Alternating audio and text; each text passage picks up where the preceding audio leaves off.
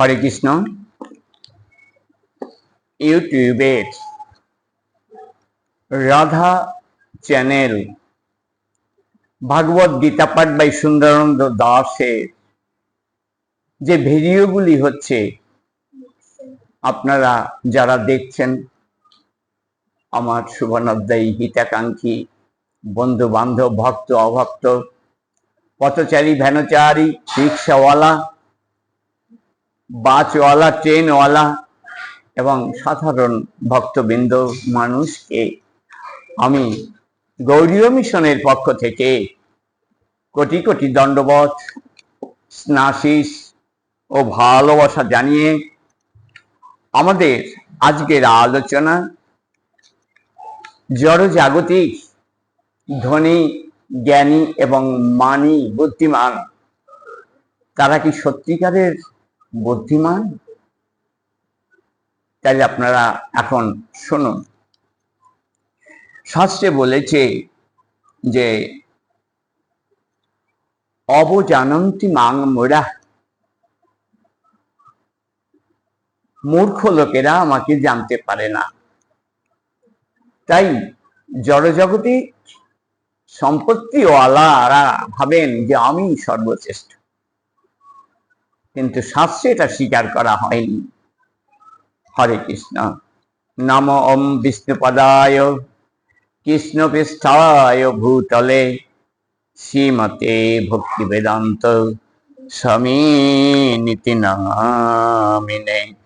নমস্তে সরস্বতী দেবে গৌরবাণী প্রচারিণে, নির্বিশেষ শূন্যবাদী পাশ্চাত্য দেশতারিণে।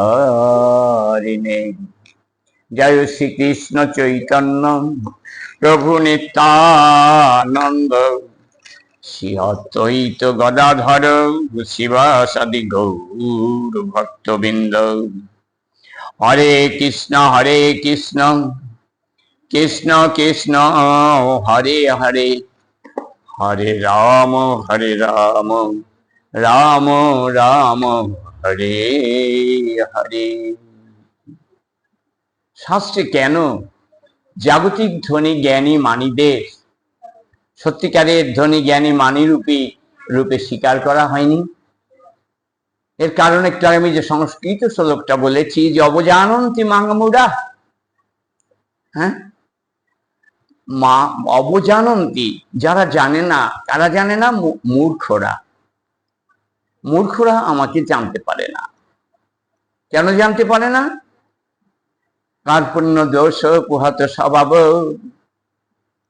পিচ্ছামি তাং ধর্ম সংমুড়া চেতাহা, যস্যে ও সন্ন্যাসী তাং বুহি তন্মে, শিষ্যস্তে অহং সাধিমাং ত্বং প্রপন্নম। হ্যাঁ, এটা শ্রীমদ্ ভাগবত গীতার ২০০৭ শ্লোকে রয়েছে যে কার্পণ্য জনিত দুর্বলতা তথা সংসারের আপনজনদের মায়ার প্রভাবে কার্পণ্য জনিত দুর্বলতা, কার্পণ্যতা তাদের অনুভূত হয়। আর তারা দৈবী গুণময়ী মায়ার প্রভাবে তারা সবকিছু ভুলে যায়। হ্যাঁ, তারা এই জড়দেহকে আত্মা জ্ঞান করে। আর ফলশ্রুতি কি হয়? ফলশ্রুতি তারা ভগবানকে জানতে পারেন না।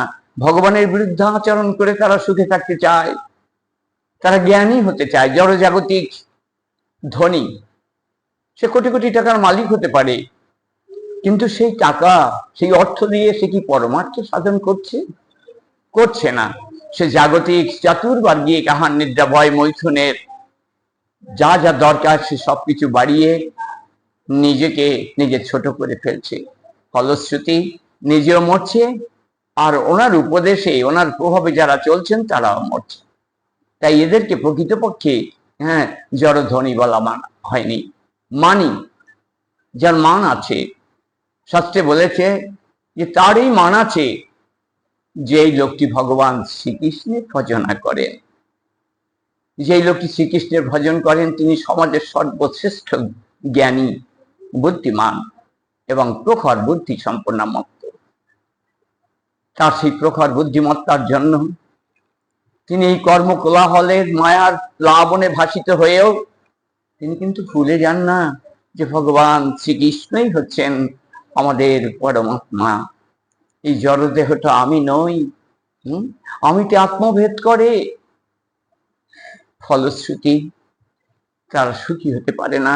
তারা সুখের জন্য অনেক কিছু করে, কিন্তু তাদের সুখটা তাদের কপালে নেই।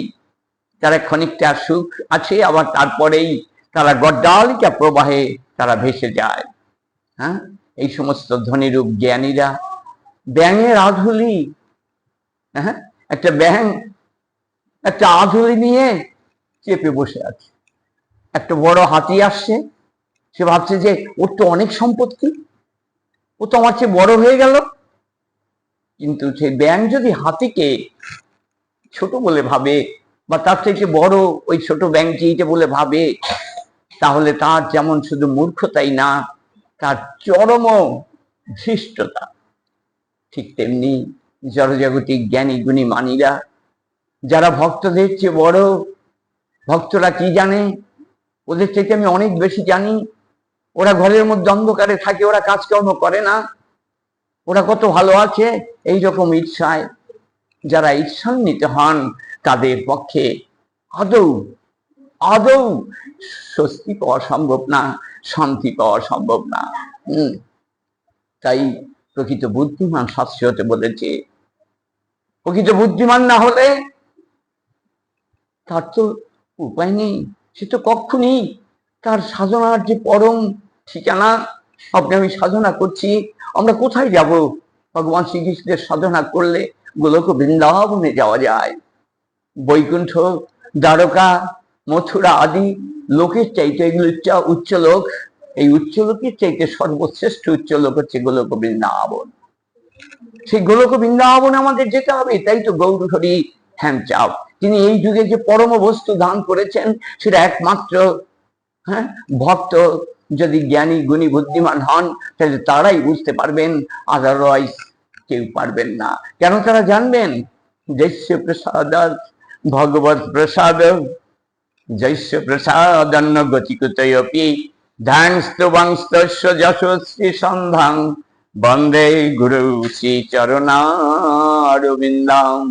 তার গুরু ভক্তি থাকবে, সে গুরু পরম্পরা ধারা অনুসারে সদ্গুরু আশ্রিত হবে এবং তিনি প্রচার করবেন।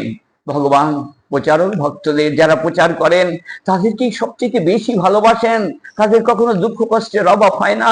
ঠিক আপনি যদি প্রকৃত জড়জাগতিক জ্ঞানীগুণী মানি না হয়ে, যদি আধ্যাত্মিক ভাবে শাস্ত্র গ্রন্থ জেনে সদ্গুরু আশ্রিত হয়ে, ভগবানের নিয়ম শৃঙ্খলা পালন করে, যদি আপনি ভগবানের জন্য এতটুকুনো করেন, স্বল্পমস্য ধর্মস্য ত্রায়তে মহাত ভয়াৎ, আপনি যদি সামান্য ধর্ম করেন, তাহলে আপনার জীবনে কোনো ভয় থাকবে না, আপনি মৃত্যুকে ভয় পাবেন না, আপনি সুখী হবেন, আপনার ঘরে অনেক আনন্দ বিরাজ করবে এবং আপনি সর্বশ্রেষ্ঠ ধনী হবেন, আপনি সর্বশ্রেষ্ঠ জ্ঞানী হবেন, মানী হবেন, গুণী হবেন, শুধুমাত্র আপনি নিয়ম মেনে ভগবানের নাম স্মরণ করবে। তাই আপনারা সবাই ভগবানের নাম স্মরণ করুন এবং ভগবানকে পরম বিনয়ে পরম ভক্তিতে শুধু বলুন, হে ঠাকুর, আমি আমি এই দুঃখ কষ্টের ঘরে আমি আর সহ্য করতে পারছি না, তুমি তুমি আমাকে রক্ষা করো, উদ্ধার করো না। এই প্রার্থনা তোমার শ্রীচরণে।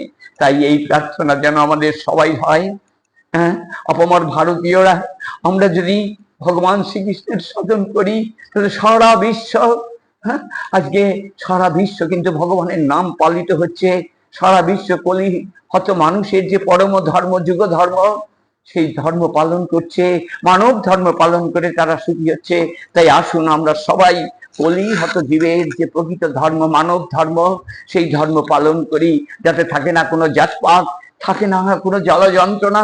সেই ধর্ম পালন করে আসুন আগে আমি নিজে সুখী হই, তারপরে আমার ঘর, আপনার পরিবার, আপনার প্রতিবেশী, আপনার গ্রাম, এইভাবে আপনি সমস্ত বিশ্বকে আলোকিত করুন এই পরম প্রার্থনার শোনায়।